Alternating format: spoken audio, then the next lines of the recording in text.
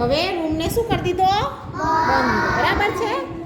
અને હવે આપણે એકમ 4 પડછાયાની વાર્તા છે એની અંદર આપણે વિદ્યાબેન કૂતરો બનાવશે હાથથી. એનો પડછાયો સામે દિવાલે પડશે, બધાએ જોવાનો છે. હાથથી બનાવેલો કૂતરો બનાવી દીધો વિદ્યાબેન. બરાબર છે. વિદ્યાબેને હાથથી બનાવી દીધો કૂતરો.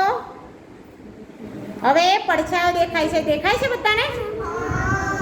હમરાજભાઈ આમ આવતા દિવાલેથી આ બાજુ. હા, હવે એમનો હાથથી એમને જે કૂતરો બનાવ્યો છે ને એનો પડછાયાનું ચિત્ર કેવું દેખાય છે? કૂતરાના મોઢા જેવું. કેવું? કૂતરાના મોઢા જેવું દેખાય છે. વિદ્યાબેનનો આખો હાથ કૂતરા જેવો શેપ દેખાય છે. કૂતરા જેવો પડછાયો દેખાય ને બધો, જાણે કૂતરું ઊભું હોય ને એવું દેખાય છે. જોયું બધાએ? દેખાય છે?